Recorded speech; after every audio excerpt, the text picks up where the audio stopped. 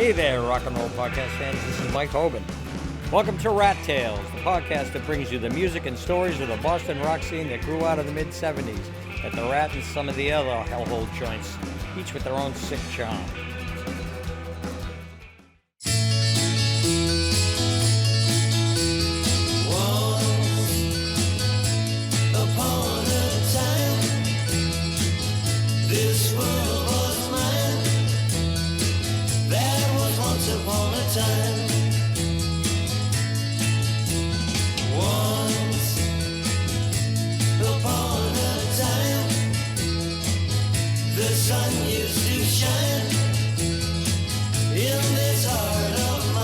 That was Once Upon a Time by Teddy and the Pandas, written by and featuring on guitar our guest Ted Dewart, leader and main songwriter for the group. Hi, I'm Teddy Dewart. I was the leader for Teddy and the Pandas, a group in the 60s on the North Shore. At that time, I was the guitarist, the only guitarist, when we formed Teddy and the Pandas. I was the leader of the group, and I also wrote most of the song material, including our very first hit, Once Upon a Time, and the B-side and so forth. Well, that was actually the beginning of Teddy and the Pandas and Sensations. It was actually Al and I. Al was the singer, myself, and then there was a kid that we went to high school with named Calvin Williams, and he put together Ralph, Joe Daly, and Dick Winters, and that's how that band started. The band that at the time when I got out of boarding school, my own personal agenda was I was looking for a good band that I could then come into and hopefully influence. And so I went to a number of these bands in local high schools. And there was this one group called the Sensations. And I thought, good lead vocalist, good bass player, good drummer. It had most of the things that I liked. And so I joined that group. Now I think they had a saxophone player at the time. I don't remember much about him. Dickie Winters, I think his name was. But I had no use for a saxophone player. I sort of came out of the Ventures mode back in the early 60s. And he moved on, and the drummer, Cooper, was a very old friend of mine. He played a traditional drum, you know, with holding it correctly, like you're taught. And I used to be a drummer, so I was taught the same way. But he had to go to college, so we had open interviews or open auditions, and Jerry LeBrecq showed up. And Jerry was not trained, and he had the ba ba ba ba ba ba. So he had really the Beatles, if you will, that holding the stick, you know. And he was a fantastic drummer. He just blew us all away. He had natural syncopation, really heavy, good rhythm. Really an outstanding drummer. I'd say one of the best I've ever seen at that time. So we took him on. We let the saxophone player go. And there was an additional guitar player, Joe Daly, who had a tremendous personality. He was a rhythm guitar player, but he was not really a great musician. I don't think he would have ever said that either. But he was so much a part of the personality of the group that I really enjoyed having him with the group. But when we got a manager, they sort of began looking at things saying, I think you need to let Joe Daly go. And that was a really tragic thing, because we all felt badly about letting Joe go, or Joey. And I think that later on came to haunt the group in a way, that we had to be cutthroat, because it hurt us deeply to have to do that, you know, to ask one of us to go. So really whittled down to keyboardist, Dick Garrett, Jerry LeBrecq on drums, Billy Corelle on bass, myself on guitar, and just the drum, bass, and guitar was really the guts of the punch. We had a tremendous punch. And then Dick, of course, on keyboard, and then Al Lawrence, who had a great voice. He was more of an alto, so when you think of rock and roll, McCartney, sort of a tenor, the Irish tenor can get way up there. Rod Stewart can get up there with lots of polyps. Al had a much more limited range, but he had taken vocal lessons, so he knew how to sing. And I think being able to have good pitch, he could imitate most bands out at the time, most records. So we became known very quickly as a top 40 type band before we began to break into our own material. I think we were known for doing songs by the Beatles or anybody, and it just seemed believable, almost like a tribute band. We had every little piece down to the iota. So when I hear occasionally an old record, a recording from us back then, I can't believe it myself that isn't the Beatles playing. So Jerry was the apple of my eye.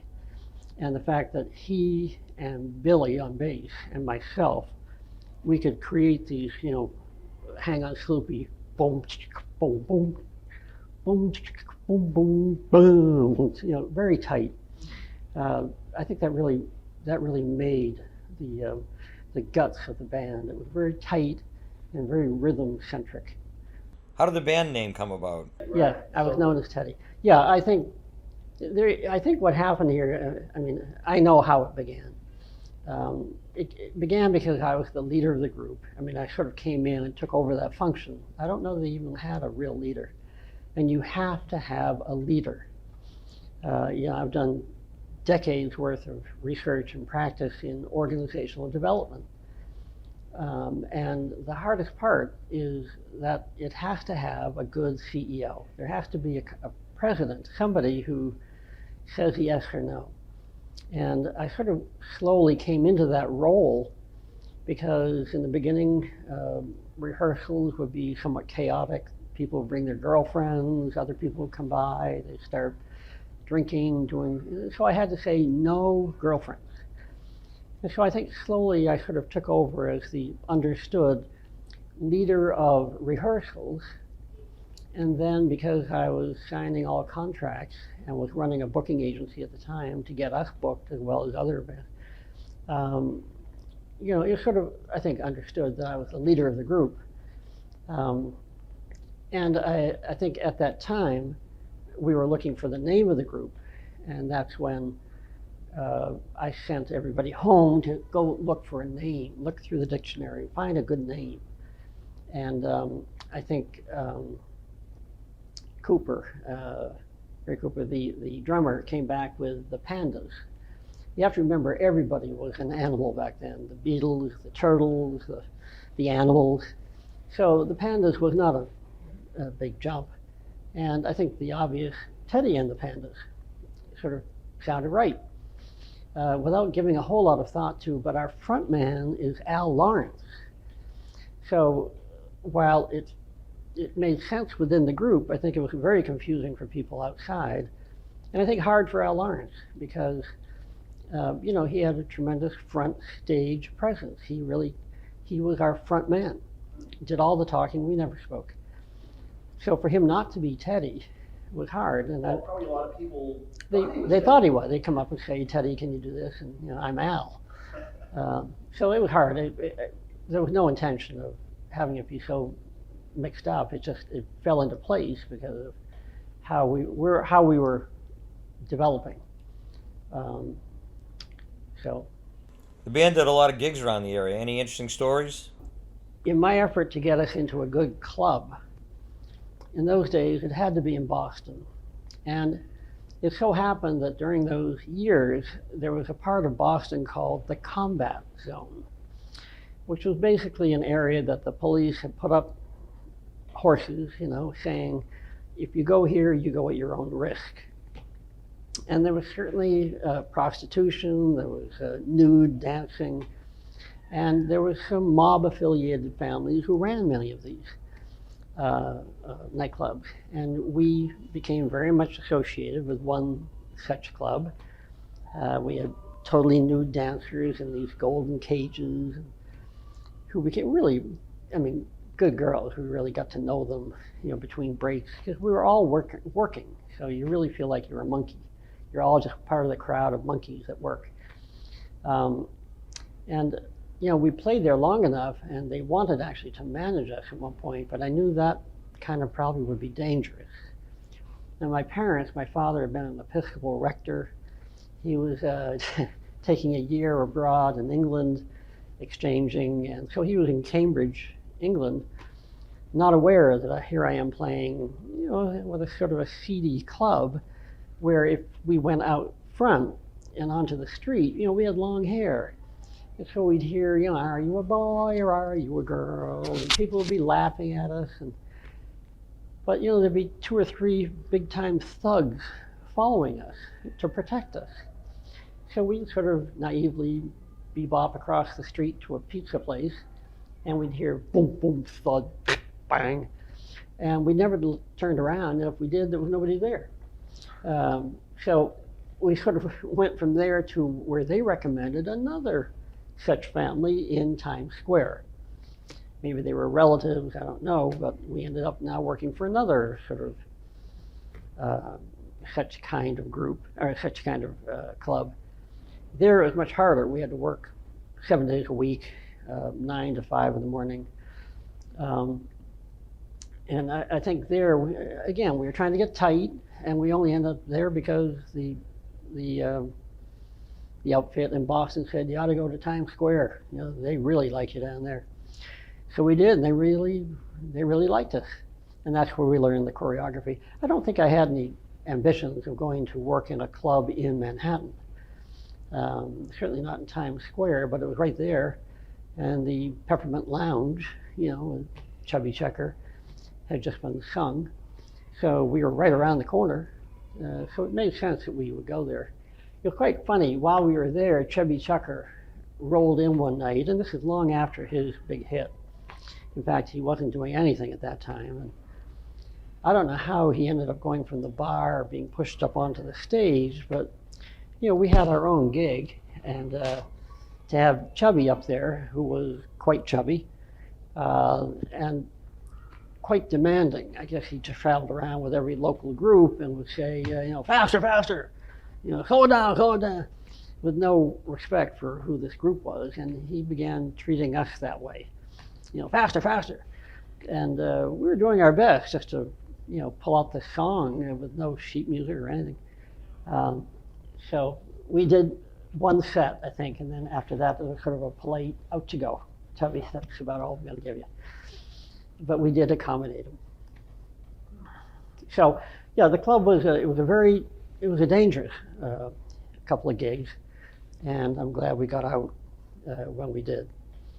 But when the records hit, I think there was a desire to come in and take ownership of us, and that would have been the death of, quite literally, of Teddy and the Pandas. When we were doing clubs down in New York City, we did a whole set of James Brown. We ended up going to see him at the Apollo, Al and I. That was awesome. It's the first time I ever saw a band with 2 drummers. Were you influenced by the Beatles? We were operating before the Beatles hit.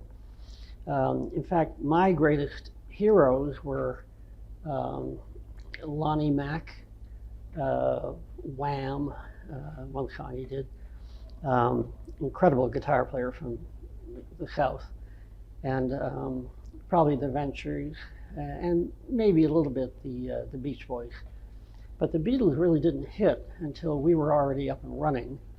And I remember watching them that first night, and like many others, thinking, this is an odd group, only to really come to appreciate the fact that they all sang. And we really hadn't done that much in our band. It was all Al Lawrence as the singer.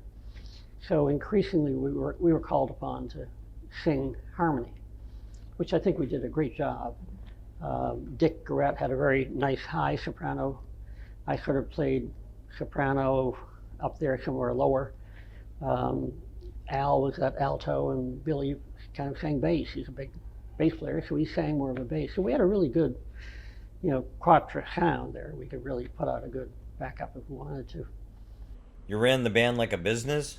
I think when I came in, I had come from a family where there was a lot of business. Business was a regular matter of discourse around the table. And I had always been affected by the previous people in rock and roll who had done things, been famous, and made nothing. So from the moment I arrived, probably within the first month, I set upon the task of incorporating. I found an attorney who worked in the music industry, theater and music, and an accountant. I put everybody on payroll so that we all got the same amount, no dandies among us. And my hope was that if we ever did hit, we would continue to get maybe a higher salary, but that the money could either be invested, but they would certainly still get the bulk of the money that they had earned. So I was thinking ahead. I wanted to have a PR person, so we hired a PR girl to get us into these teen magazines 2 times a month, I think her deal was. And then we hired a road crew, and we began by renting U-Hauls. We originally began doing it ourselves, and after a while I said, the heck with this. We're making enough money, let's get a road crew to do it. And one of the people that became important to the group was John McEwen, who was a friend of mine from Glasgow. He came over and he became the lead or the head roadman for the group. When did the band first started playing gigs? We were in Boston at that time. We were not playing clubs. We were still on the North Shore. At that time, a fellow by the name of Joe Constantine in Dorchester, I guess, really liked us. He had his own recording studio right there, right off the street. And he would have us come in. He loved us. He loved to record us. I think he saw great promise. And at the same time, I began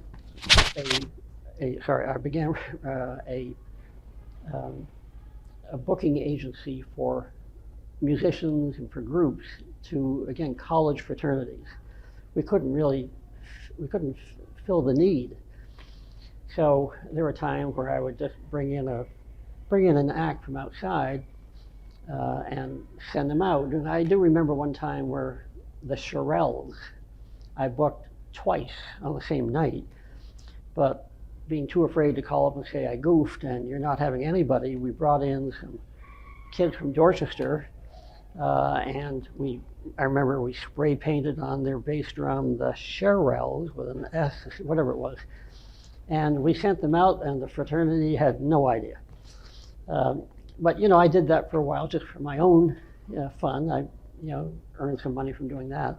And Josiah, because I had played drums, was a guitar player, and also knew keyboards, he began to bill me out for $35 an hour for groups who could come in who didn't understand a minor chord or a minor with an augmented. The Beatles were doing some fairly, not terribly clever, but compared to Louis Louis, were pretty sophisticated chords. And so I would show the groups basically how to play. So I'd sit down and tell the drummer, you play this way, use this, whoops, don't use the old legitimate style. And so basically I'd be teaching bands how to play current rock and roll for $35 an hour. You did that before going to college? When I came out of boarding school, I made the decision I'm not really ready for college and I don't want it. I had gotten into Boston University, but they allowed me to take a year off, and that's when I got the United Artists writing contract and began to write, and then Josiah paid for the very first recording session, Once Upon a Time.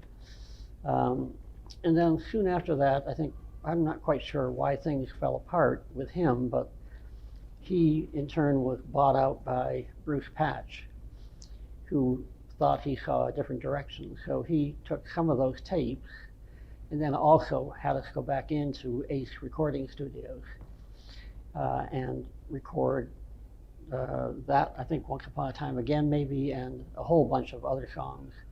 The band was touring when the record came out and there was other label interest? Later we would end up also recording in, I think, Columbia Studios in New York. I think it was Studio B. Bill Corelle has an elephant's memory, so he could tell you exactly which studio it was, but I think it was in Columbia. And Kama Sutra was also interested in this. There were a number of companies that were interested. The problem was in those days, a lot of these labels would buy up good talent to keep them from undermining their own current talent that they were promoting.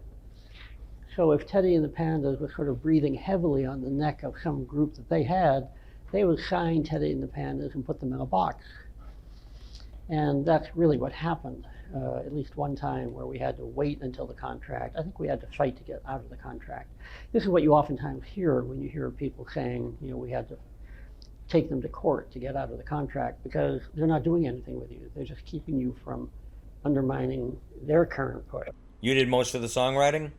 Yeah, I mean, everybody tried. What became apparent early on is that we could not make it as a top 40 group, no matter how good we were at replicating material.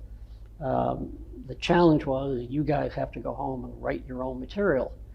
I heard that as, Ted, you go home and write your own material, because I had written songs. So I was home writing one after the other after the other. Once Upon a Time, Bye Bye Out the Window, I wrote with John McEwen. Smoky Fire, I think, was the B-side of our second hit, We Can't Go On This Way. Quite a few songs. It was like 22, I think, in BMI. I teamed up with Bill Corelle, and we did Sunny Side Up, which was really very much of a signature, real rock, a raw rock sound about, you know, I like my eggs sunny, sunny side up, bop, boop, bop. It's on the table that's waiting for me, and I'm ready to go, 'cause I'm having sunny side up. I like my eggs now. Sunny side up, you know I want 'em, baby. Sunny side up. Sunny side up. But others were very, I think they were sort of sweet. At that time, I was 18 and a half, 19, having gone to an all-boys boarding school. I really hadn't dated much at all, so I was very much of a, you know, a shy boy feeling unrequited love. And so I would write these sort of sad, sort of somewhat sad as I look back on them now and hear them. You know, I want to be loved tonight for always. Another was, it was about Smoky Fire, times I'd had in Canada. We had summer houses up there, and, you know, just being on the beach and a smoky fire keeps bringing me back to home. And, you know, sort of these, they were quite nostalgic, but I think they had an immaturity about them that you can only have at that age. You know, after you get married, I guess that whole sentiment sort of changes a bit. A smoky fire on the hard side that lights the way home for me.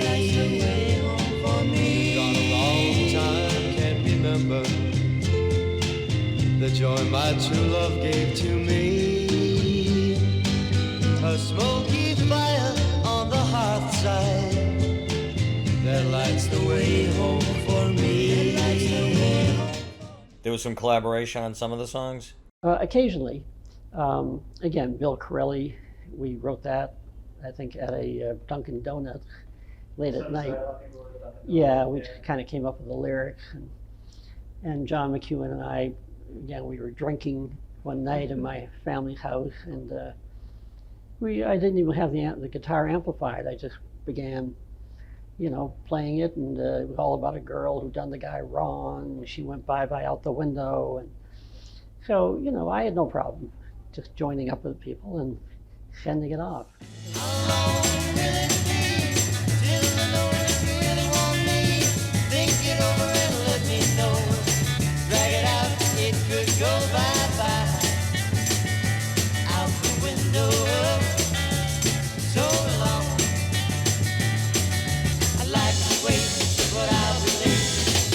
In the beginning, we came out with Once Upon a Time, and that was very clearly a Teddy and the Pandas song. It's a lighthearted thing. It had a harpsichord sound in it. We had discovered that playing at Ace Recording, where the Boston Pops used it routinely. Later in one of the tours, we had one made out of beautiful plexiglass.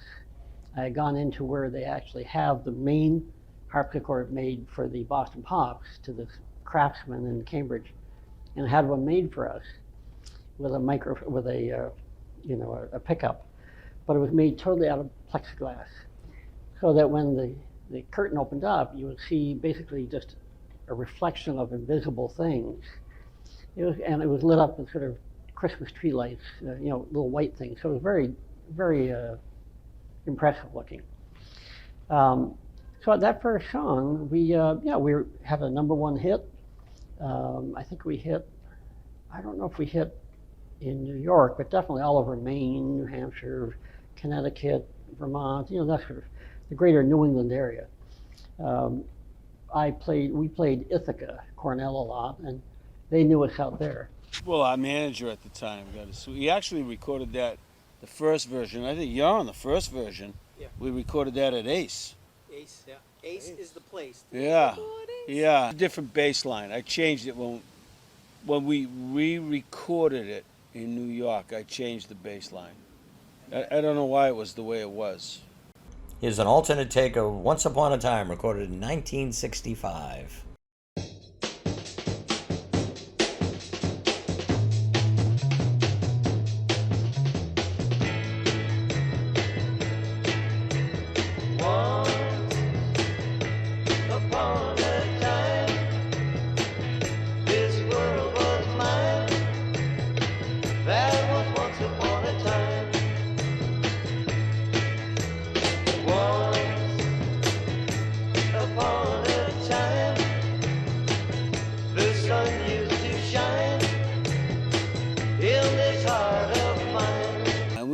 We did a bunch of recordings there, and then you had already left the band.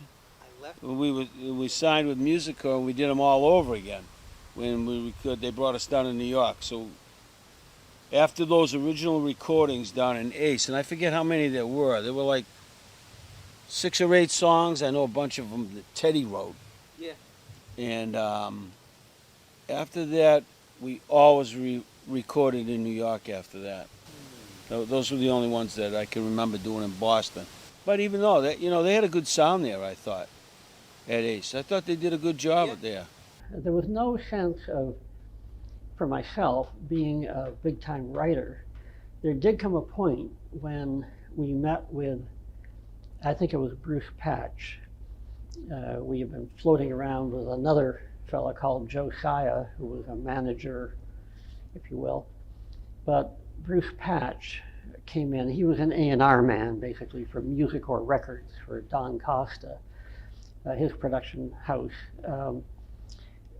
Don Costa had done all of Little Anthony and the Imperials, Paul Anka, I think. He did all of Frank Sinatra movies. He was a very old, legitimate fellow right there at 1650 Broadway. So he was sort of the heart of entertainment in New York. I think at that time, I was asked to sign a writer's contract with United Artists. So I did.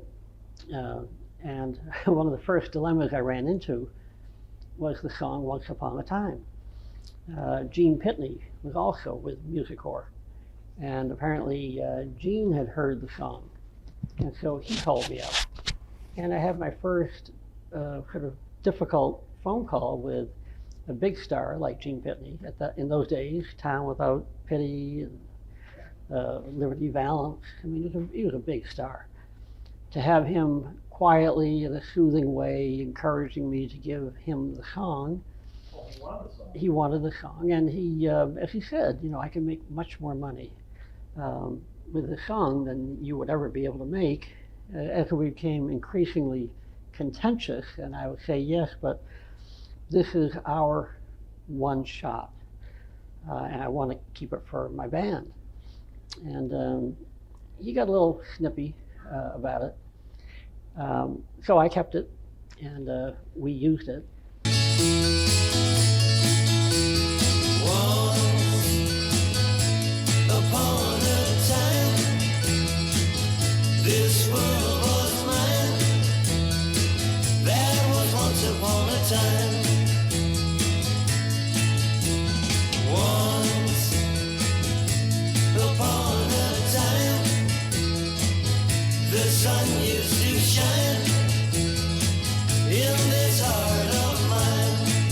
got great reality. I mean, they had Musical put a full-page ad out in Billboard and Cashbox magazines.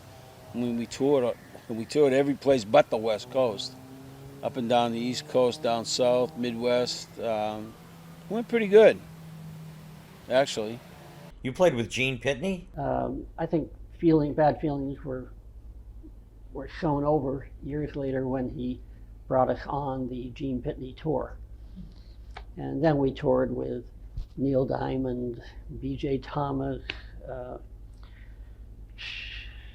everybody that was out at the time, the Outsiders. I can't even tell you how many, just so many people. We opened up for a lot for the Beach Boys, for the Dave Clark Five. We did these at the Boston Garden. The Gene Pitney tour was the Gardens, also Rhode Island. That was a bigger tour because that included a lot of acts.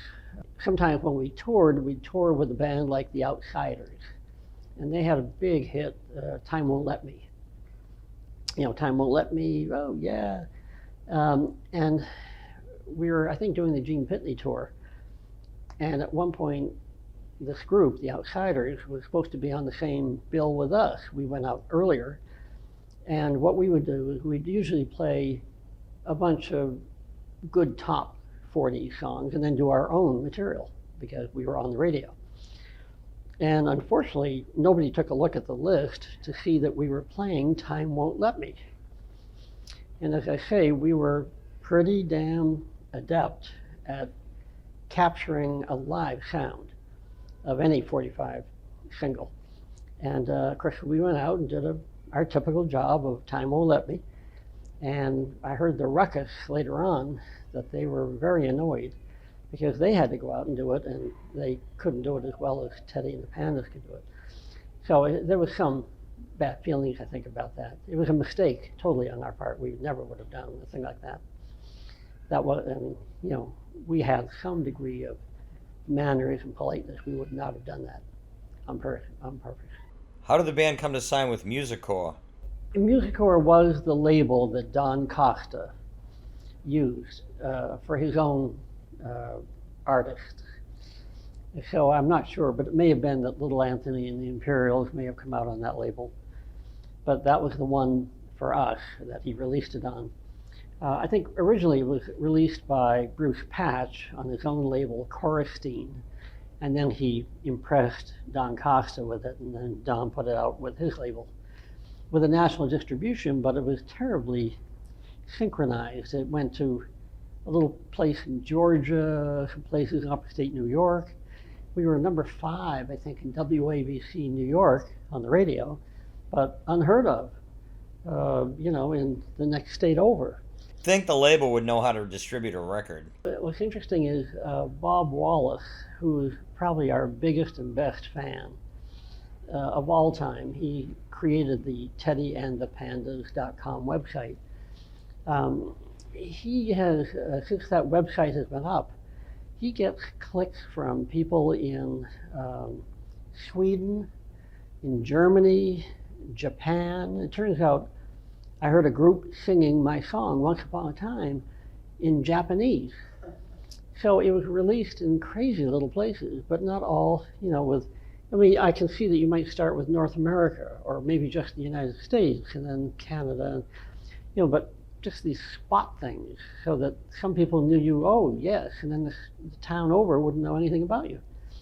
So I never had any understanding of the distribution plan. I don't think there was one. I think it was just sloppily done. Yeah, you know, the problem with the Musicorps and with Bruce Patch, I think, as manager, was that we, for some reason, got released only in small, peculiar segments of the country. Even though we were, it was a new sound, and when the manager for Paul Revere and the Raiders heard us, he said, "Come on back with us." You know, he's a William Morris agent. I'd always wanted to be covered or handled by William Morris. And, you know, everybody was saying, let's do it. Let's go to California and we'll hit it big time. And we probably would have. Billy is the first one to appropriately, you know, knock me on the head for not saying yes. But, you know, I was as you can tell by the formation of the corporation and everything, I was a very straight kind of guy, and I would never have just reneged on contracts. We had contracts going for 2/3 of a year, you know, singing or playing spring weekend at Cornell, numerous things, and I just couldn't say goodbye and take off, even though we all wanted to. There was no doubt about that. To make the long story short, because it kills me every time I repeat it, the gentleman that was representing the William Morris Agency out of New York City, who was handling the Beach Boys at the time, this is the first time. We had another shot another time and still passed it up. We had so many gigs coming up. Basically, the other guys didn't want to pass up what we already had for bookings to take a chance and go out in the West Coast and maybe flop. You don't know. So that's it in a nutshell. We had a lot of gigs, and didn't want to pass them up. I always had an uncle that said nothing ventured, nothing gained. Mm-hmm. So you never know.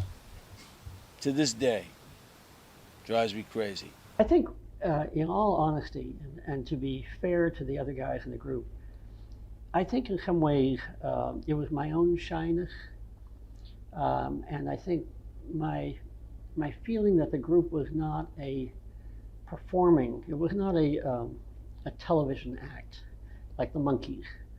We didn't have the kinds of theatrical personalities that, at least I didn't see it, that could go into some of these Paul Revere and the Raiders, and where they also acted and did things. Even though we had had a shot, I had been given a call by the entertainment lawyer that the Thomas Crown Affair, the original one with, but the original Thomas Crown Affair, Steve McQueen, he was, I think, renting a big summer house that we had, and he was digging up the rose gardens with his motorcycle. But the call came in that they wanted a long-haired Beatle type, and he was calling me, you know, and I think my own, again, feelings of insecurity and shyness, I just, you know, didn't feel I could do it, so I passed it on to a couple of the other guys in the group, and Jerry LeBrecq, I think, ends up, he's now in the movie. So anytime I see it, I always think, gosh, you know, feelings of inadequacy. Yeah, it could have been me, but just more that, you know, when you have low self-esteem, it really is a shame because you miss out on some things. So, you know, in my field of psychology today, I'm always working with people with low self-esteem. So it's, you know, it's an interesting segue for me. I tried out for a part, I didn't get it. I lost out to the president of the unions, the American Federation of Television and Radio Artists, because we had to join it just to audition for this movie. Mm-hmm. And the president's kid got the other part. I can even recite the line. What's the line? Why don't you watch where you're going? After he tripped somebody. I forget the actor's name he tripped. And I was the other guy supposed to steal a car, but I didn't get it. And what was so hard is that the band, its live performance, as a live act, you could not beat us. And I went around to listen to everybody. And to this day, I was just telling my wife this the other day, I think the only two bands that I've heard in the last 40, 50, whatever it is, years, that I think approximates the kind of attention to detail and tightness is Bruno Mars and his band, and most recently Justin Timberlake's Tennessee Kids. We didn't have trumpets and all that business, but the level of tightness that you hear there in the background, you have to remember we went to New York during our club years where I wanted to make sure we were really tight and could hold up. I wanted to be able to, to persevere. I later wrote my dissertation on persistence, and I guess I was living it out even then. I wanted to see, could we really start at 9 o'clock at night and do, I don't know how many sets until 5 in the morning in Times Square.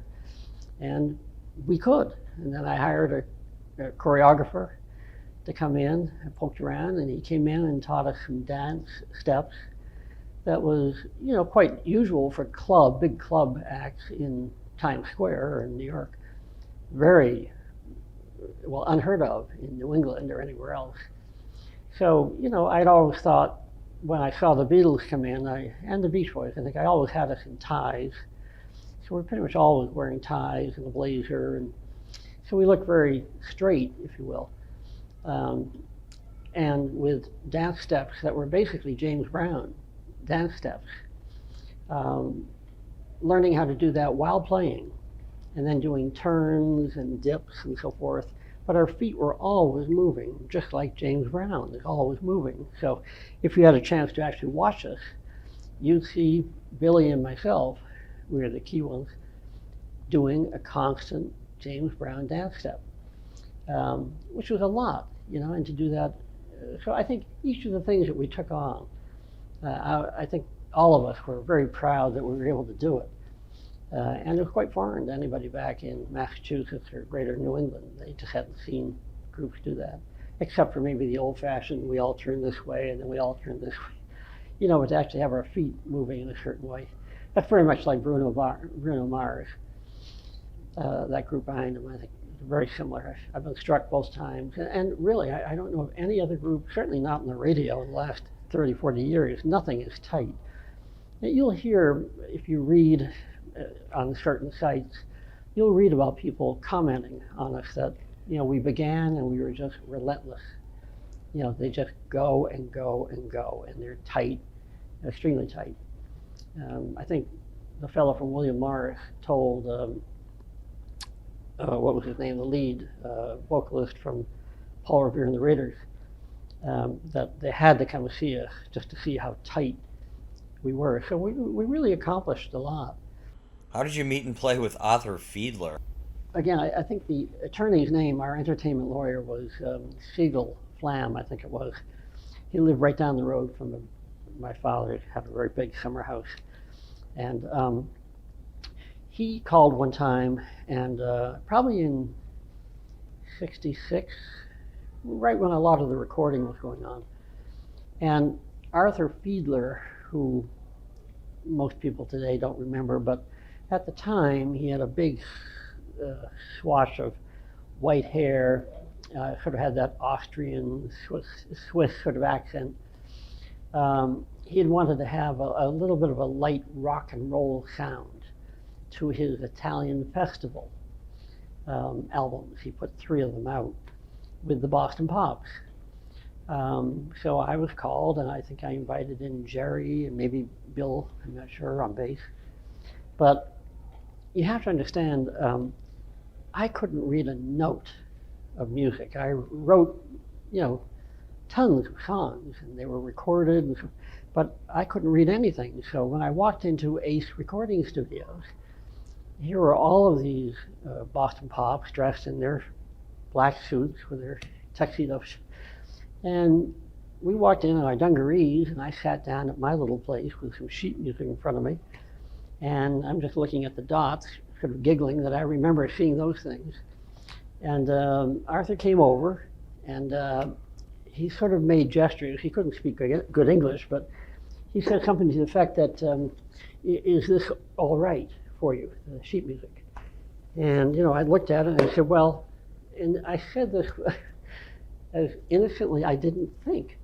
I said, well, I know FACE and every good boy does fine, but I don't really read music. And he just, sort of the RCA dog of, looking at me like I was an odd duck, and I was. So, as I looked at these measures, I could count off, okay, here's a measure 4, and then here's a bunch of dots, so I went like that. And he said, yes, like that.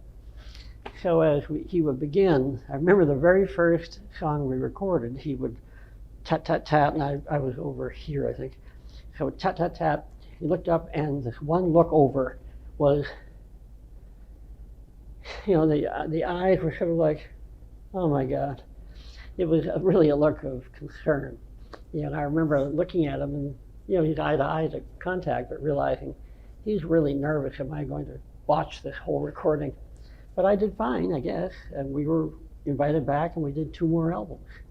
And later, many years later, when I was in Florence, I actually saw in a big basket out front of, $1 an album, I saw the Italian Festival. And I turned around the back, nothing about me on there, of course, but just the Boston Pop, and just knowing I was on that album. So some of the band members did session work? All of us did studio work, I think, because we recorded a lot. And I think because I was in the Josiah studio so much that he oftentimes had me come in and record as guitar player for other acts that he was trying to, just record. So we did a lot of very silly. One was Come On and Dance the Jelly Belly. So you'd have, just everyday people out there owning gas stations who fancied themselves as, I can write a rock and roll song. And so they'd come in and they'd hire us to come in. And so I'm sure we're out there on somebody's demos, in the background, no names, but that would be us singing in the background and playing in the background. How do We Can't Go On This Way come about? Our second song was a departure with Bruce Patch bringing in Bob Stone as a writer. Bob Stone had written Gypsies, Tramps, and Thieves for Cher. So he was a competent enough writer. That wasn't the question. The issue was his style. If you know the Gypsies, Tramps, and Thieves, you know that the arrangements and so forth has a decidedly Near Eastern sort of feel to it. Somewhere certainly on the east side of the Mediterranean. That was not Teddy and the Pandas from the North Shore. So when he came in with a song, We Can't Go On This Way, nothing really showed up there of any peculiar thing other than it was a nice summer song. Sugar is sweet, you're so sure. And that became, I think, a bigger hit. That probably was number 1 for many weeks. It made its way down to number 5 on WABC New York. So it was played in Manhattan. I know we did one show down there with, I can't remember the character, but he had a big white dog named Fang. He was a DJ. Somebody out there is screaming, I'm sure, you idiot, that was da-da-da. But I'm terrible with names and things. But that was an okay song, enough for us to do. Here's We Can't Go On This Way. Is sweet, but you're much sweeter. Flowers are pretty, but you're even prettier. Your love is warmer than a summer day. But you're so young, and we can't go on this way. Oh no. That was We Can't Go On This Way, written by Bob Stone. It was the second Teddy and the Pandas single and was released in 1966. How did Searching for the Good Times come about? Third song he wanted us to do. And mind you, when we rehearsed his material, he was a fanatic about every cymbal hit, exactly what the bass riff would be here. So he's really just sort of training us to play his song. We weren't Teddy and the Pandas. We were just playing what he wanted. We had really good studio people working for us in New York whenever we recorded. I made sure we always had the Tokens do our vocal, male backup. They had come out with The Lion Sleeps Tonight many years earlier, but they were great vocalists. And it so happened for the third song, Searching for the Good Times, Bob's Middle Eastern, his influence began to spill over onto Teddy and the Pandas. And now we were doing something that had maracas and whip snapping and tambourine and the Tokens singing, rah, they're all over the place. So that only Al I think, was the lead vocalist, and because I have a very nasal voice, they stuck me in with the Tokens. So you can hear, nah, nah, nah. So that was, okay, Teddy and the Pandas are singing. But of course I was singing with this fantastic vocal group. And there were several times I remember, just cut. Do you realize I'm sitting here singing with the Tokens? I don't even sing well. But it was just an amazing fluke. But the arrangement was so bizarre. It was just off the top. So now you're searching for that time. I can't control your hunger. Yeah, you're searching for that time. You knew when you were younger. That was Searching for the Good Times, featuring the Tokens on backing vocals, the third and last Music Horse single, and another song written by Bob Stone, released in 1966. The people that we had working for us, Hugh McCracken, a really well-known guitar player, he just died recently. Hugh had a long, he did Steely Dan, he'd do Aretha Franklin, he would do every act that you ever knew. He was on, McCartney wanted him to be a member of Wings. He couldn't have time for it. He was just a solid studio guy. And one of the female vocalists, I'm blocking her name too, but she's the girl that co-wrote Sugar Sugar. Tony Wine. She was a great vocalist. So she and another woman, they did all the oh no, or doodly doo-doos. And she was great, and they went on to do great stuff for the Archies, da da da da da da, who sugar sugar. She co-wrote that. But even with these really good musicians, the arrangement was so terrible it just died, and that was that was the death knell.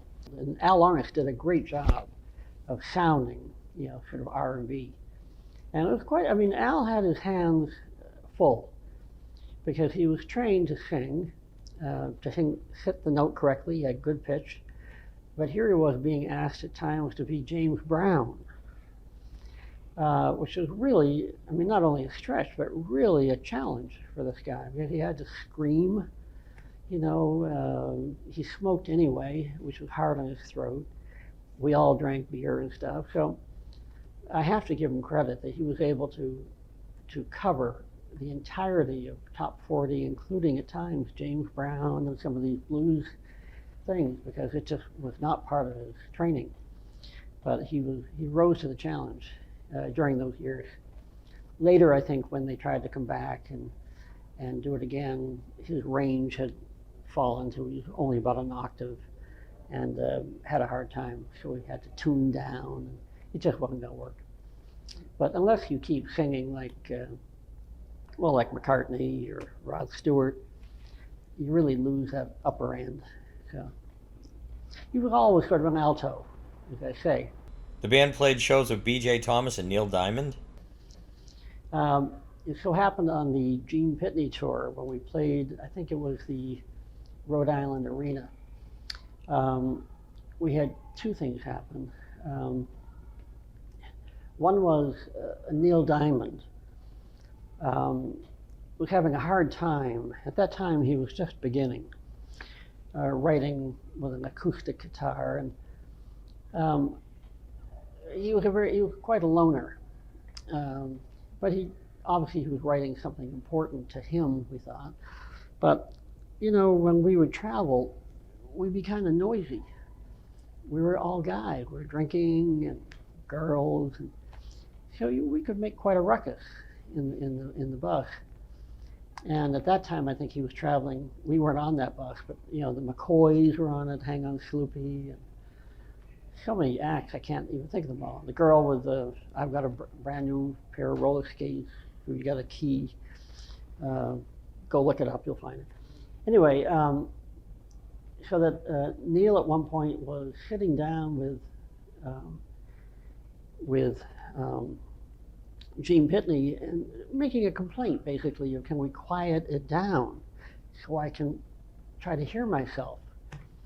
And this was probably my very first group psychology intervention, a decade before I ever went into clinical psychology. I heard them going back and forth, and Gene really didn't know what to offer them because this is just what the guys are, and the guys need to decompress.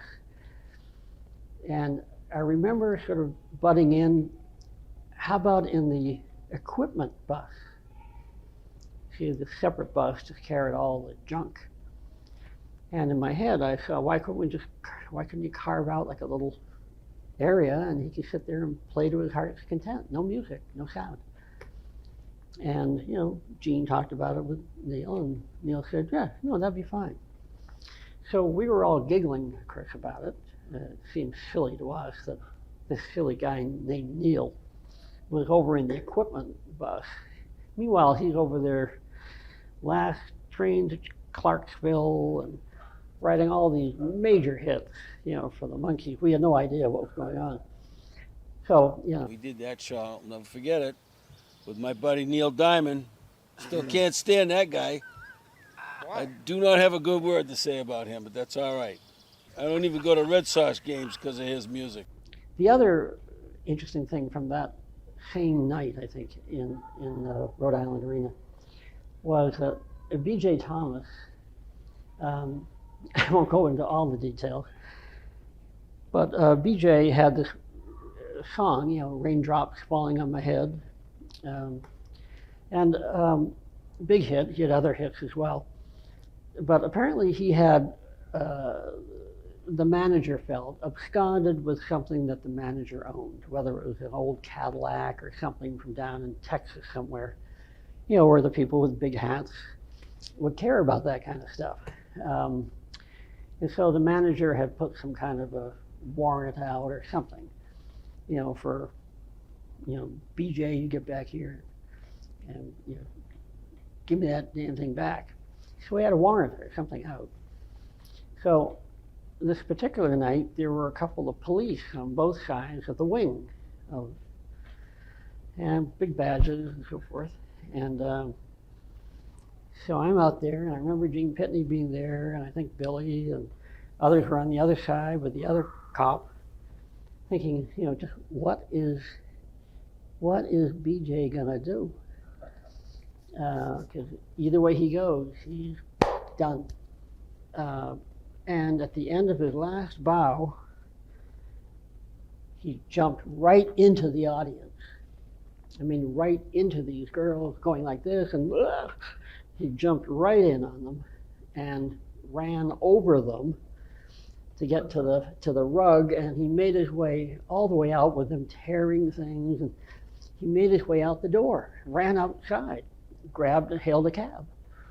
And it wasn't until, I think, later that night, sometimes there would be a party after a show, and for some reason I remember us being in an after-hours bar, everybody drinking, carrying on about the night, and suddenly I was from the other end of the bar, you hear this hooray, and you look down and here was B.J. Thomas, his shirt and his clothes torn and tattered, making his way down, and people were handing him beers, but you know, he had made it, even though the girls had ripped his clothes damn near off. I mean, I almost have the image of a sleeve being ripped down, sort of like this, but he got away. I mean, that was just a great, one of many experiences on the road, you know. Fun. I remember doing the Upbeat show, which was out of Cleveland, Ohio, in LA. That was a big TV show back then, but it didn't air in Boston. I think Boston was the only market it didn't air in. Did you know any of the other local Boston bands around at the time? Just Orpheus, I think. No, I would have to say the Barbarians. I never saw them live. I don't think, but when I did hear them, I knew they were a top group. I think they were the group that had a one-handed drummer who did a great job. I'll have to say that. So I was very impressed with the Barbarians and with Orpheus. They really worked more, I think, on their vocal. That was their strength, and they were a very good group. I would say those were probably including ourselves, with a bias, I would say we were probably the three best groups that came out of Massachusetts during that little block of 7 years. I'm sure there are many others since then, but I do remember the Barbarians and Orpheus. Both of them made me sweat, which means they were good. That was a little bit afterwards, after we had recorded. That was with the Beacon Street Union and all those guys, right? Ultimate Spinach, they were part of that, right? Yeah. Yeah, that was a little bit after, probably the tail end of our career. And the reason why I say that, because when we were in Feelgood, we opened up for the Beacon Street Union up in New Hampshire at Weir's Beach. Remember that? Right. So, Oh, and that's when, so the Bosstown Sound was probably in between the Pandas and just starting out with when Dr. Feelgood was just starting out.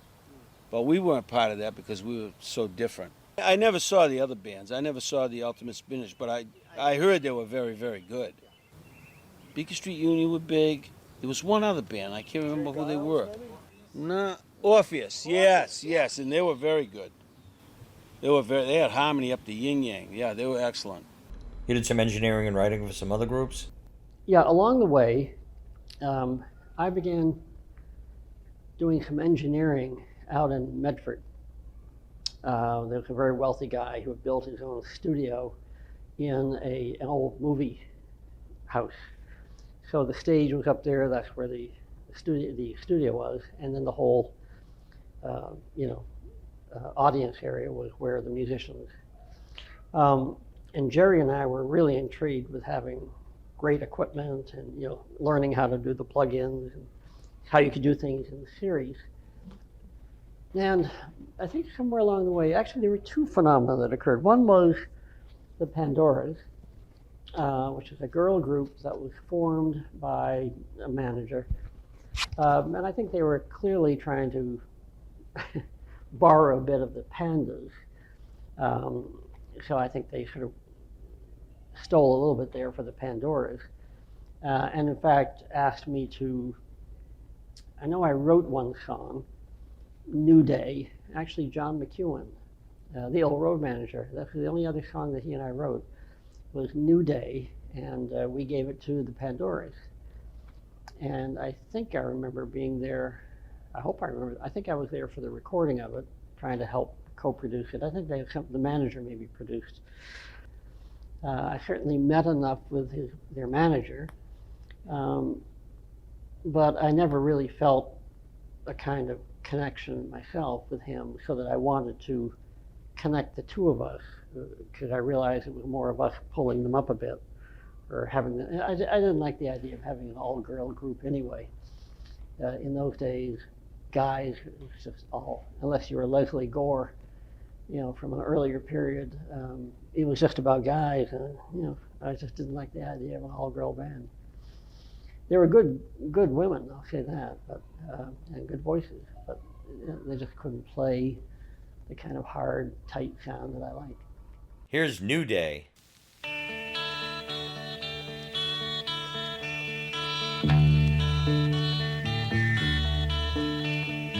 Wake up in the morning, my eyes are clear. Take a look around me, the new day is here. But my eyes can't say what I long to hear. New day is coming on. New day is coming on. That was New Day, the flip side of the Pandora's first single, About My Baby, on Liberty Records. There was, there was another group, can't remember their name, but that I produced their whole album. But there was a very interesting thing occurred one time when Barbara Walters' father, he owned a very big club outside of Boston. It was sort of the equivalent of a Las Vegas. I mean, I think that was the image, a big club with eating tables everywhere and a live act. And he had apparently come back from England and had discovered 4 straggly-haired Brits whose, English was atrocious. Back in those days, the Brits were not known for their good teeth. But he had nevertheless discovered them and wanted to make a go of it in the U.S. The problem was they couldn't play a damn. They were terrible. So I was called in to produce them, which really meant to teach them how to play and then to see them. And I think they were called the Minutemen or something like that. I forget the name they called themselves. So I would go out there every day. There was a Cheryl Ann, who was a girl who had sung with us occasionally as well. I think she was going to be part of this show, of the two of them. But I remember working on that show for a long time, trying to get them up on the stage during the early afternoon before anybody was in the club, trying to get them to be cohesive enough to even pull off a set. The Pandas did a show the same night the Beatles were at the Boston Garden. Now, there was also one other gig that I have to tell you about because it was funny. It so happened that the Beatles were playing at the Boston Garden one time, and a promoter had this idea of, let's have Teddy and the Pandas play at the Boston Arena. See, because there'll be hordes of girls out running around looking for Beatlesque things, and they can just all congregate at the arena and we'll fill that place up and make $1 billion. So that night, I think Cheryl Ann also played that night. I always thought it was a bad idea because if you're going to see the Beatles, you only want to see the Beatles. You don't want to go see anybody. I don't care if it's. But I remember peeking out from behind the curtain at about 10 of 8 when the show was about to go on. And there couldn't have been more than 30 different sized girls, we'll say, in the audience, scattered about, most of them up front. I guess they come in early to get the good seat. And of course at 8 o'clock and then at 10 after, we got to do this. So we were pushed out to do our show. And luckily the lights blind you a bit, but you nevertheless cannot miss seeing so many empty seats. And at that night, Jerry was up on a stand with a few other boxes that were put up. So his cymbal would be on another box, and one of his toms would be, so it was sort of staggered. And I think we were all laughing so hard, to be honest with you, just a black sense of humor, that at one point Jerry's cymbal began to tip over. And I think I might have tried, or maybe Billy tried to grab the cymbal so it didn't fall. And meanwhile, Jerry, in a reaction, tried to move back, and I think he began to lose then the snare.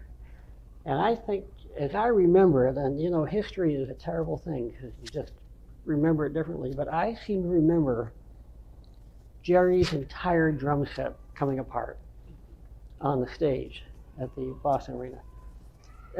But all of us laughing, until we had a stitch in our side, because the whole thing was just so ludicrous and we were the center of it, that we just, it was laughing out of agony and ecstasy because it was so insane. I mean, it really was sort of a Spinal Tap situation of this is just totally absurd. So that was a great memory. How did the deal to record the album happen? That was with Tower Records. This was right around the time that I was leaving the band. Bruce Patch, as I remember this again, sometimes Bill Corelle is the one to tell you exactly which part it was, but I think it was Tower, which was, I think, a division of Capitol. But at that time I was leaving. I was already at Colgate, I think. And they were coming to put together an album. There had been this influx at that time of what they called the Bosstown sound. And then there was Timothy Clover in '67, I think, which was sort of the psychedelic stuff. It was the East Coast response to 8 Miles High by the Byrds or whatever, which was not at all our sound by any stretch. And because of it, I think that was one of the reasons I began to move away from the band and decided time to go back. Also, I think the more I was in Manhattan and working in studios, I envisioned myself as a career in engineering, production, and I just found people were not that bright. And I hate to say it in such a snobby way, but I had grown up in a house where everybody, 6 siblings, all had their master's degrees at least. So I realized this just wasn't going to be gratifying to me long term, so I went back to college. Nevertheless, the album went ahead with this Timothy Clover touch to it, which was very odd. We were a hard driving, good rock band. By then, we brought in another guitar player to take my place. He had a very different style. His was more trained. I think Paul Rivers, he claimed to have trained at Juilliard or someplace. Basically had more of a jazz feel to him. He had already gone back to school, but he went down and stayed with us. And matter of fact, one of the songs him and I roomed together at the time. So one of the songs we got up and wrote one morning because we needed another song for the album, and we put one together, like in about 15 minutes, him and I. It's the song called "Debutante's Ball." He was good like that. Him and I, for some reason or other, we clicked. But at that time, they went in to do the album. I came down from Colgate to help out, to give the Teddy and the Pandas sound and to pitch in. And while we were recording, we ended up writing songs left and right. I wrote one in the hotel room at the Debutante's Ball. It was sort of a little farcical thing with a harpsichord and me singing, probably the only time I ever sang a song. And it was a cute little ditty, but very funny. It was basically sarcastic about the social register crowd, because occasionally we'd be flown out to Chicago with the Lester Lannon Orchestra to do some debutante party or something of that kind. And we'd get on their jet and fly out with them, and we were the weirdos in the back of the plane because everybody else was a legitimate Lester Lannon person.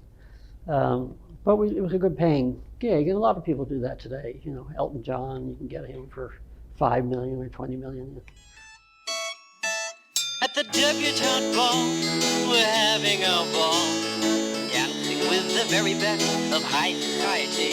At the debutante ball, we're meeting them all, just the best that I should like to see. And there was a mix-up at BMI, a song that I wrote all by myself that Dickie Gurek helped me with on harpsichord that at the Debutante's Ball.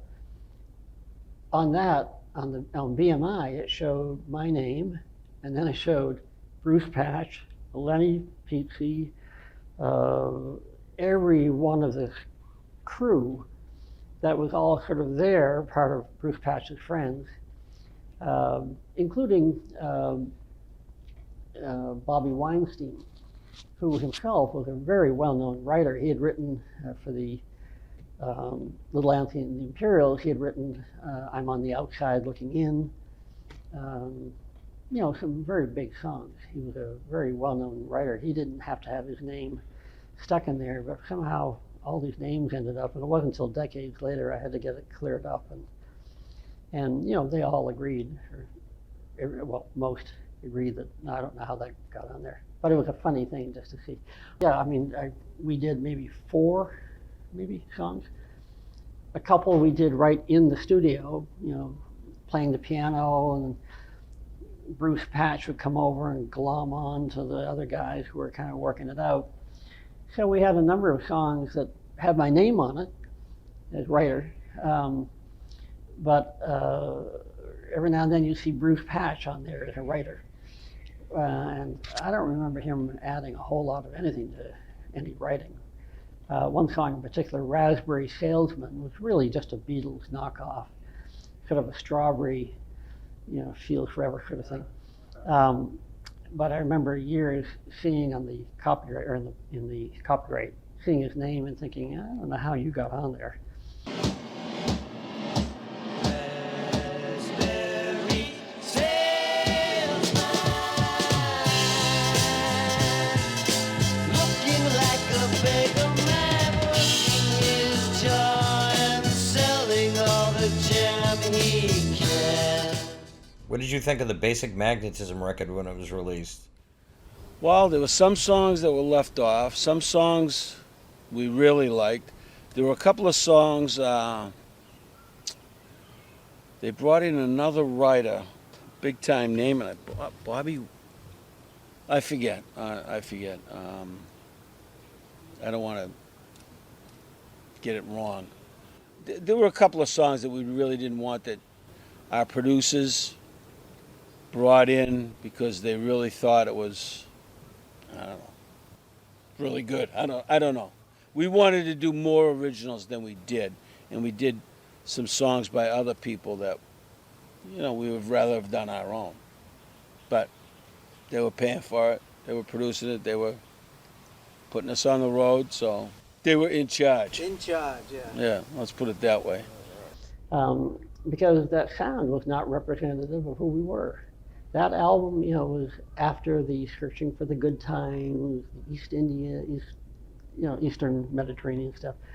The production, Bruce Patch, really let the Pandas go right through his fingers. What was really strong about us. It was that we were, we had our own sound, and that we were very good live. And somehow he blew it and tried to do something else in the recording studio. It never worked. He didn't get it. Even though he saw us live, and that's where he knew, I got to get these guys. But then to bastardize us with a bunch of violinists and, I don't know what, an oboe player, and flute or whatever, in the New York studio was silly. It was just bad judgment. Overall, the production was nice. We recorded in the studio where Frankie Valli and the Four Seasons recorded, and we had the same engineer, as a matter of fact. And it was a great experience. They released a couple off that album, I thought. One was Childhood Friends, which I thought was an excellent song. It was put together. We didn't write it. Somebody else wrote it. I couldn't remember. One of the other guys could remember who wrote it. But it was I thought it was a good song.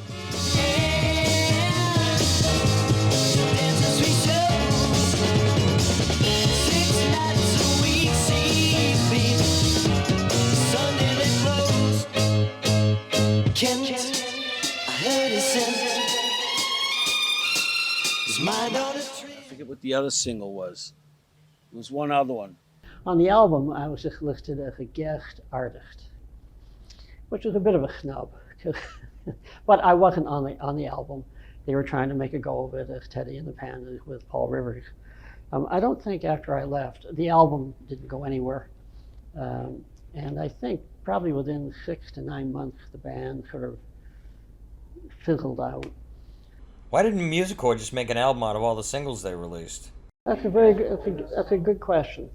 Again, I think I don't think Musicorps really did much with us. I think we had to actually get out of the contract because we didn't do that well. I think on 2 attempts.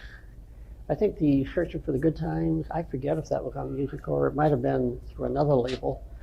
I mean, at one point, Kama Sutra was interested in us. I was very interested in them.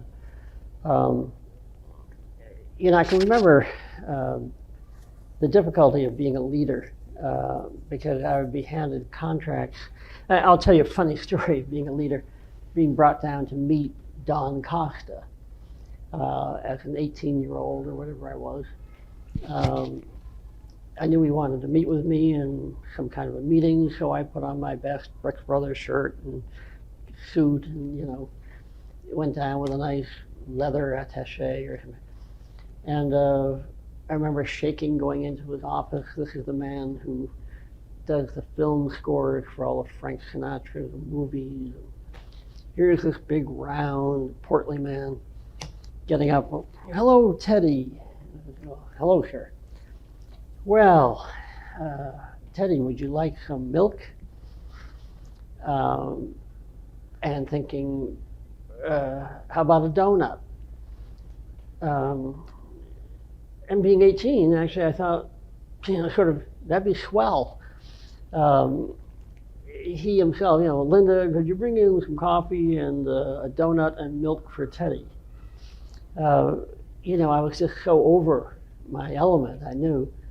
But I was loving every minute of it because, then we launched into contract discussions and him having to correct me on a few assumptions I had because I didn't know much about these. And at one point, I remember going home with a contract in my hand for Musicor, I think, and another one for another label. And it might have been a more well-known label. And I did not know what to do. And I remember going out for a drive with my father and asking for his advice, which one, I don't know how to make a decision on these. And his advice at the time was very sage, as I look at it now. What he said, in effect, was, Ted, it really doesn't matter which one you choose. Because, it's the enthusiasm, it's your drive, you'll end up, no matter who you do it with, you'll end up where you want to end up. And, while you could say yes or no, I think in general I probably say the same thing to a lot of kids who come to me today, that, it's not that critical if you pick, if you think of, I don't want to wax poetic here, but if you think of Proust's book, Memories of Times Past, there's this notion of going or taking Swann's way or this other way. I forget the name, Gilbert or something.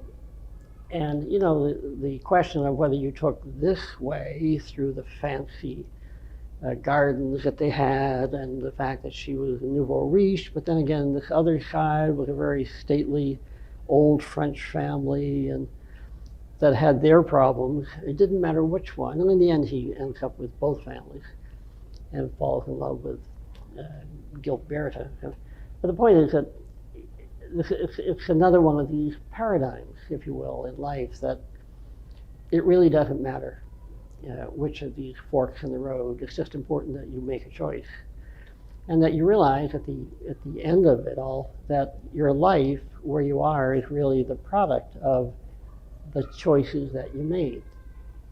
So when you make a bad choice, you're aware at the next time. Life is just a series of these things.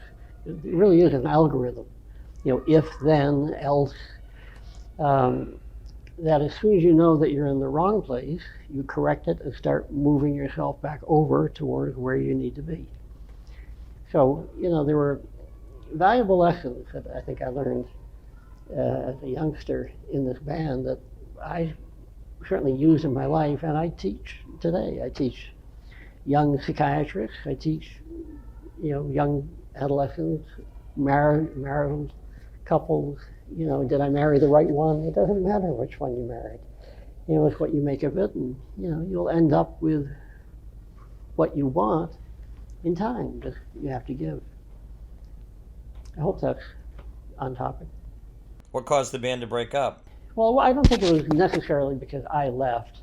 I think Bill Corelle and Paul Rivers. Bill Corelle, though, in particular, had a very strong right wheel alignment problem. If you take the hands off, he will go right towards blues and sort of a heavier sound, sort of an authentic sound. And that just wasn't where Teddy and the Pandas were. And I think he wanted it so much that after I left, and I was the only one kind of holding on to this, you could call it somewhat Mickey Mouse, but whatever Teddy and the Pandas was, he really wanted to go there. So after 9 months, I think he said the heck with the Panda business and went with Dr. Feelgood, a group he started with the old saxophone player from the Sensations many years ago, and a few of the other guys in the band. And the band just basically broke up. So it was unfortunate to hear, but I really didn't see how it could continue. It had such a very different. It would have had a very different sound. Yeah, the guitar player that replaced Teddy, Paul Rivers, who was from Peabody. Him and I were really going, musically, we're going in a different direction than the Pandas, or wanted to go in a different direction. And I remember mentioning to Paul, I said, hey, I know a drummer and a good singer sax player that might want to get into some real good music. And that's how Feelgood appeared. Leg in the air, point in your mouth. The triangle north, make it go south. Pick up the bags, boys, step down the road. We were actually, I would say, jazz rock blues band. Yeah. Not a dance band. We were a concert band. And a lot of it was improvisation.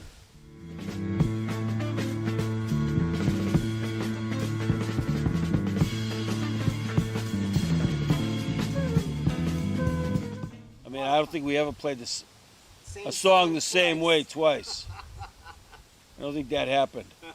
It had major backing from one of the major companies, but you know how you have Tower Records is a division of Capitol? It was one of those. No, we didn't release a single, no. A funny story, when my son plays drums, taught him how to play drums. When he was 16, I went to pick him up one night, and he had a CD in his hand. He said, Dad, I want you to hear the CD. I didn't know who it was. We put it in my car, and I'm listening to it, and it's Dr. Feelgood. And I said, do you know who that is, son? And I got it from my friend's dad. It's my band. He said, no, get out. So I guess the kid's dad was a teacher at Berkeley, and we grew up in our area. He knew us, and he had a copy of Dr. Feelgood. Wow. Yeah, that CD, we're pretty proud about that. That was a pretty good piece of music. WBCN played quite a bit. Yeah. You know, there's a guy out there. I was talking to my son Scott from Vegas last night. He was telling me there's some guy on a site for Dr. Feelgood wants to know where these guys are. He wants us to re-release the CD. Oh, wow. He's got a blog going. So I said I'll have to jump on that bad boy and talk to him. Yeah. Hit the road again? Tomorrow? I guess up the car.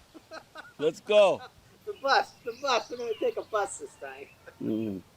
Were there any Teddy and the Pandas reunions? The Pandas have been long gone. I was in graduate school, master's degree, doctorate degree. Was working inpatient, teaching psychiatry for Temple, University of Penn, Albert Einstein. I had my own full plate. There was a period of time in there where I had discovered a talent, a girl, while I was working inpatient, and she was fantastic. And so I teamed up with one other person to produce her. And at the time, I was aware of Phoebe Snow, and in particular the group that she traveled with. They happened to be performing at my brother's jazz club up in Buffalo. So for a while there, I was pretty close with that band.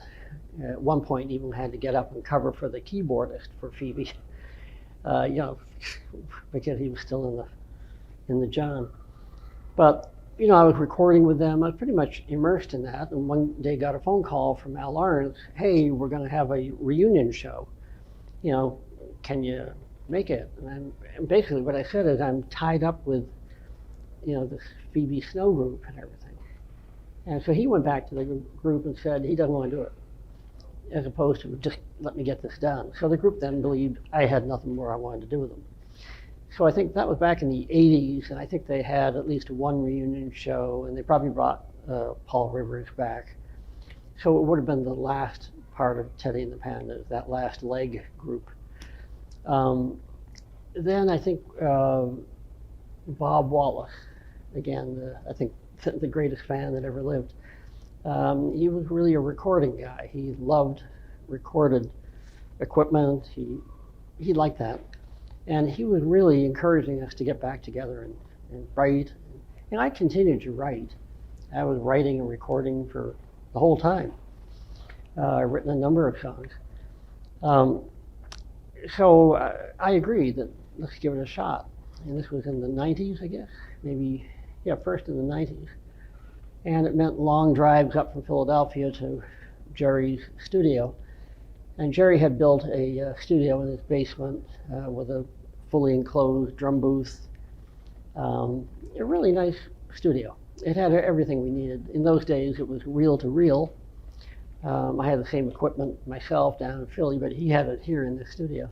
And we had Bob Wallace, who was really an audio guy, who really knew about audio, helping Jerry out with the board and how to do things. But again, these old resentments of where did that money ever go business sort of came up. And at one point, I think one of them said, hey, Ted, why not just give them all writers credit? Let them all have the writers royalty. So I came out and I said, look, why don't we just all split whatever writers royalties there are? I don't need it, we'll split it. We'll make sure that we get it. But that wasn't enough.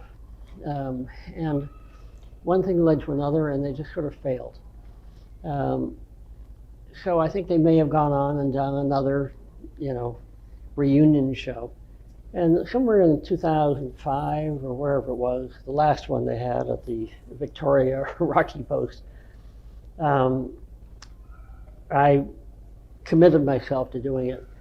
The problem was we had, Al Lawrence wanting to have his young son play guitar, and he was picking the songs that were all the only ones that he could hit still easily, which really meant we had a truncated number of songs to choose from, hardly any Beatles songs. And so here we had the rehearsals, and I was fine with whoever played guitar. I haven't played guitar myself that much.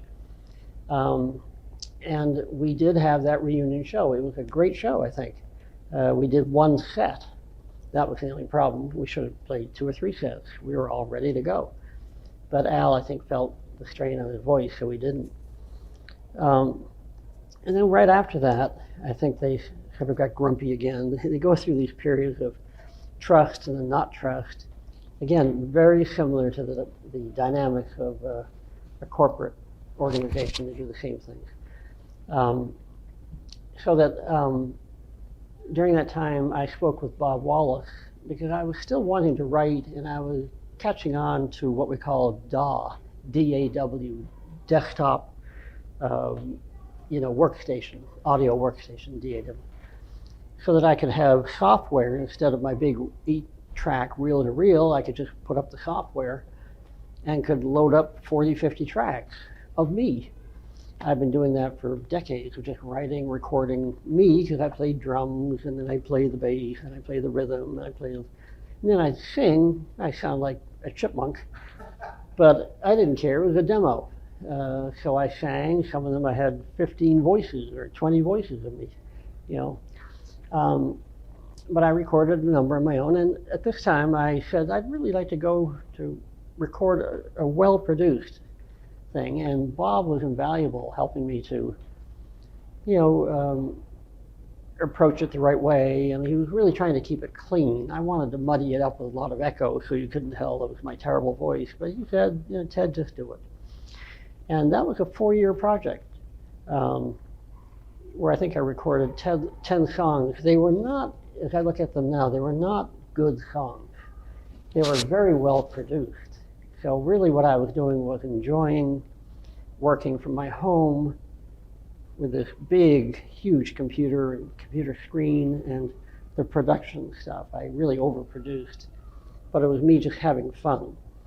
And those are up now. You'll see them at broadjam.com, MySpace. They're up there somewhere on the internet. I'll probably never be able to get them down. But I occasionally listen to them without the vocal piece, and I'm impressed that I was able to do such a good job. And Bob, as I say, was extremely helpful throughout all of that.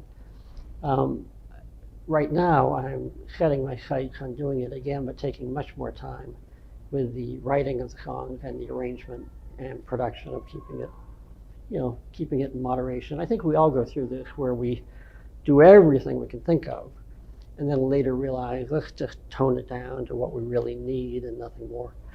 It's a common paradigm that occurs in all kinds of areas of our lives. So that's really what happened in the follow-up or reunion shows. They were good. The last one that I played in was a good one. I think we had one mix-up of the drums, and it was probably my fault for giving a 3/4 before Jerry could hear it. I'm not sure, we were using other people's equipment. Al had his son play lead guitar. Al Lawrence had his son up there doing lead guitar. I just played my own rhythm. I didn't bother doing any lead parts. It was a relief to me. I didn't have to bother. So I just played what I always knew was a good rhythm. So Once Upon a Time was really primarily a rhythm guitar. So I had no problem with it. It was too bad that we couldn't have had just the original 5 guys playing the way they did 40 years ago. If you think of the Beach Boys, their guitar solos, to have them go out now and do, sort of Eric Clapton licks, it doesn't sound right. So they still sound the same way they did back then. There's no reason that we couldn't have and shouldn't have done it the way we did back then. I did not need to be a guitar virtuoso back then, and yet we were known as being one of the best instrumentalists in that era. And we were able to cover, sometimes I'd have the keyboardist doing something where that would have normally been my lead, dun, dun, dun, dun, or something. So we mixed it up. So it was sort of a patchwork so that when you heard it, all I cared about was not the literal, but how it sounded, what you actually heard, not what was actually going on. I see it sometimes in Beatle tribute bands, where they're actually using guitar now, because they have all kinds of stomp boxes that we never had. In my day, we had flange, and I don't think we even used a reverb. I think we had tremolo and flange. That was it. We didn't have delay for on stage. So you can compare that to what we have now with, super boost, and I have a rack at home with about 8 stomp boxes in it, or the equivalent, and it takes the single guitar and it splits it into 2, and then through virtual instrumentation, this one becomes a Rickenbacker being played through a Fender Tweed. This one is now a Gibson 64 played through a Marshall amp, and they come out of twin stereo speakers as 2 different guitars. I bought that. I plan to use it on the next album, just to help fill in the guitars. But it's the same guitar riff. But they have kids today have it easy, as we say. There were hard feelings between other band members and yourself. How come? The biggest joke of this, one of the things I have to teach when I teach organizational development is that whenever there is ambiguity, with some frustration in terms of how to get the information to make the ambiguity clear, you get paranoia. And then you regress a bit, and you become paranoid, and then you get angry. Well, the band, I think, always thought that I had made a fortune, or that I had taken all the money. This was after I left. So there was this anger. Rather than dealing with sadness, I cried when I had to tell them all I was leaving, but they attacked. They were like, wow, you did this and you took that. I had no idea what they were talking about. In time, they basically just didn't want anything to do with Teddy anymore, of the band. And I think, like many organizations, when this happens, they began to envision that I had made an enormous amount of money with all the royalties that they were due. they didn't know that as performers, you really don't get anything from a record. 25% does go to a writer, 25% to the producer, and then a bunch to the label, and the actual performers, like Ringo Starr, wouldn't really make that much of anything. But ironically, I never got a dime. Bruce Patch, what he had done, I had to track him down years later. And in Cambridge, Mass, I sat outside with him and confronted him on where were my writer royalties. And he said, what are you talking about? I use that for the recordings. Of course, as a guy who was managing and therefore investing in the group, that was his job, to invest in the recordings. What he had done is he'd used all of my royalties to pay for the recordings for the band. And so I never got any royalties. What I did get, because we had done one gig for Dick Clark. Dick Clark was the only really good, honest person in the business that I ever dealt with. He sent me a check, I think, for $39. We had done a gig that was, he was correct. That's about all it was worth. But I got it. By then I was in graduate school, so I used it to buy a leather attaché, the professorial attaché bag. And that was it.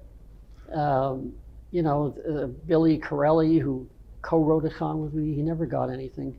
I was in touch with John McEwen 3 decades later, and he said he had gotten a check for something like 15 cents. And I think I gotten a similar one, like, you only get 15 cents, and until you make $50, we don't really send you anything. So there was never any money ever earned. And it was funny that to be accused of having made off with all of this money, if only I'd made the money. I will say, in just about the Pandas, despite all the sort of craziness that goes on after a band comes to an end, that in looking back, I can't think of a time in my life, and I've done a lot of things. I've lived in many different ways, very wealthy, very poor. I can't think of a time in my life that was a happier one for me as being with Teddy and the Pandas. And I never had a group of friends that were as close to me, where I think we all had this all for one, one for all feeling. It was an extremely close group. And I would say it's just very hard to get that kind of magic. It's natural, if you think of the laws of entropy, it's natural that things begin beautifully and then slowly sort of come apart. But during the time that I was really with it and enjoying it, it was the best experience of my entire life. And I've gone on to get degrees and do all kinds of stuff, and created new inventions, been on TV for that. But Teddy and the Pandas. And the great humor of it is that I'm still known as Teddy of Teddy and the Pandas. As I was telling you earlier, I was in Stockholm, and I was talking to a young kid. We were staying with that family, and just for curiosity, I typed in Ted Dewart into Google, and up came pages of Dr. Ted Dewart. Ted Dewart doing addiction medicine, Ted Dewart doing this kind of amazing therapy. Pages and pages and pages. And I thought, well, that was pretty good. And then I just for curiosity, I added DY, Teddy Dewart. Up came 5 or 6 pages of Teddy and the Pandas. So, it really, the feeling of having, and it really did not include many parts of my life that are even more important. But it was just to see that Teddy and the Pandas really did make a name for itself. For a group that never really made it, it made a mark. I still get American Express credit cards addressed to me, Teddy and the Pandas, Limited. I would say very limited, but because we don't exist. But I get calculators that come as, if you buy this, you can use these for all your customers. And it says Teddy and the Pandas Limited. It doesn't say Dr. William E. Dewart, PhD, CFA, American Board Certified. None of that. It's Teddy and the Pandas. So I've got all kinds of things that keep following me. And, today, Teddy and the Pandas sounds so silly. Because some of my work with addiction with kids in their late teens, early 20s, I try to tell them, be very careful of what you do. First, what I'm thinking is of what you name yourself. Because for decades, you're going to be known by that name of Teddy and the Pandas, which does not sound very hip today. If it had been Brainstem or something, it would have sounded cool for many decades. So it was a great group. I can't say enough about it at that time. I think what it evolved into and sort of the miscommunication and, each of us growing up and becoming men, and, having different kinds of values and so forth, that's inevitable. And that's just part of growing up. It's part of life. Will there be any future reunions? I don't plan on it. I can explain why. I think there does come a time as you're about to hit 68 that it is time to let the memories stand for themselves. It's very hard to, number one, it's very hard for this group to somehow get together and to have the same feelings, so we're not recapturing any feeling. And to be in front of a very large crowd that are all screaming, there's no way to recapture the feeling of 10,000, in the Boston Gardens. I remember raising my hand to say hi, and a whole section rose up of girls. Those days are gone. So I'm not really sure what is going on when the band keeps wanting to have reunion shows. And sometimes there's so many reunion shows in the same year, it's no longer a reunion. They're just basically playing a club. I think Billy Corelle is probably the only real consummate bass player. He's always played bass. He's played bass in the Warlocks and other bands. He just loves to play. I think Dick Dewart has continued to play keyboard and in bars and stuff. Occasionally he did, because they're musicians and they like to do that. I don't see the others really, not really wanting to pursue anything new. I mean, I do, but not with Teddy and the Pandas. I want to do some new things of my own. So I don't really foresee anything that I would take part in. I think it's hard for the others to let go and to realize we're all old men now.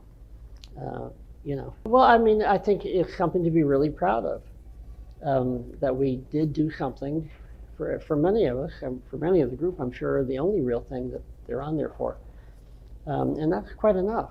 I mean, I have a big family, and I don't think any of them are on the internet, much less in two different, careers. So I think we've done it. I think the fact that we had a reunion show, 50 years later or something, I think it's time to put the microphone down before we start embarrassing ourselves. And I think because of the crazy sentiment that occurred in the decades after I left, it's certainly very hard for me to go back and have good feelings about what we're doing.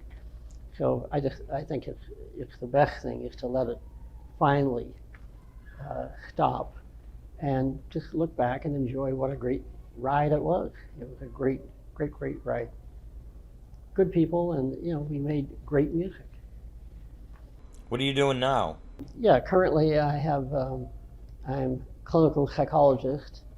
I'm also a forensic psychologist, which seems to be all the rage now, but I was doing this before it became CSI. Everybody wanted to be in forensics. And some people ask, what is forensic psychology? There are no dead people. Are you talking to dead people? No, it has more to do with court cases where the question of whether or not an expert witness myself, feels that the treatment plan that was set up was the correct one, was the suicide preventable, sort of issues that are legal in nature. I do a lot of corporate consultation, and that's why I'm always reminded of the Pandas, because in every company I work, Pfizer, McNeil,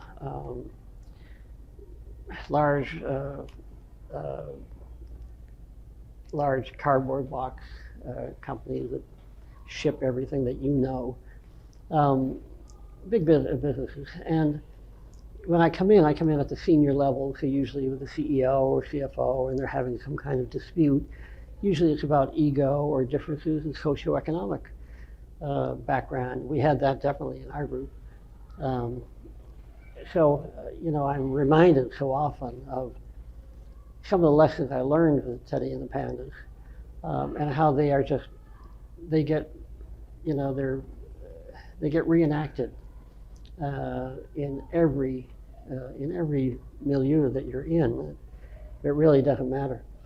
So the fact that the band went through this sort of feeling of neglect or rejection from me because I left for something, that happens when somebody leaves, a particular group and becomes the manager. You have to teach them you'll never again have any of these people as friends, because now you have to tell them management wants you to do this. You can't go and say, I myself don't agree. You have to say, you're doing this because that's what we want you. So it's part of that business of being a leader. You lose a tremendous amount. I think I took it on because I knew it was the only way to get a bunch of kids, really, including myself, somehow to get us to a goal. So yes, today I do that. In recent years, I've been doing a lot more in substance abuse since the arrival of the oxycodone, OxyContin, heroin. Ironically, back in 1969, I come back from Colgate one summer, and there was a tremendous heroin problem on the North Shore. And this is a very upper class population. And my father, being on the ecumenical council in Beverly, Salem, I came in as a co-director and leading this thing in 1969, I think 1970. I did a research paper on drugs in college back then. So I sort of helped to get that up and running and tried to keep the police away from kids who wanted to come in and get help, get them to methadone clinics. And here I am now, 2013 or whatever it is. I have to keep looking to see what decade am I in. And here I am now, working again with kids on heroin, snorting, shooting, alcoholic. It's a very interesting population. I've sort of followed it on and off, but that's sort of more temporary right now. And then I have my own private practice of just all kinds, marital couples, individuals dealing with depression, anxiety, grief. So quite a few things. I think the greatest times I have were in the 80s of teaching. I taught a lot as adjunct associate professor for Temple. And I think there, and as director of all group therapy at Philadelphia Psychiatric Institute. And those are very professionally rewarding years. So that's why, do I want to do a reunion show? I was pretty involved in a career. So the idea of going back and putting on Beatle boots wasn't all that attractive. Later, I think a couple decades later, I thought it'd be nice to do just for old time's sake. But I really had established myself, in my career. So there's a Pandas website. You'll find everything through Bob Walsh. He's got things that aren't even on there. There's the Golden Nuggets, which were things that never really got released. There's also everything that was released. It's all been remastered. Things that were stereo, he was able to somehow get them into stereo. Or they were in mono, he got them to stereo. He has the original acetates. So he has everything. He knows everything about the Pandas, in terms of their recording history. We gave him everything. I gave him anything I had and permission to use any of my songs. No royalties. Whatever you make, you keep it. So he's had a lot of fun. He put a lot of time. And, the same damn thing. This is a guy who came out of nowhere when he was mid-40s. And he worked really hard to get these guys together. He was such a great fan, I guess. And, they'd get together and then they'd argue and fight. And he'd be confused. Why are they arguing with you, Teddy? You're offering them this. I don't know. So I guess in the last 5 years, he had been he would do the sound whenever they would have their shows and stuff. And then, for some reason, one of the guys, Jerry, I guess, one of the guys got paranoid that he was making money off of their work. Well, there's no money to be made, Jerry. This is, if anything, writers' royalties again. And I'm saying you're going to have anything you like. Here, this guy had gone and remastered everything. He put up this huge website just for the Panda Bears. With people who write in, we thought you guys were great. Just go to teddyandthepandas.com. This guy did everything, including getting us back together, working his damnedest to get us to do a reunion show.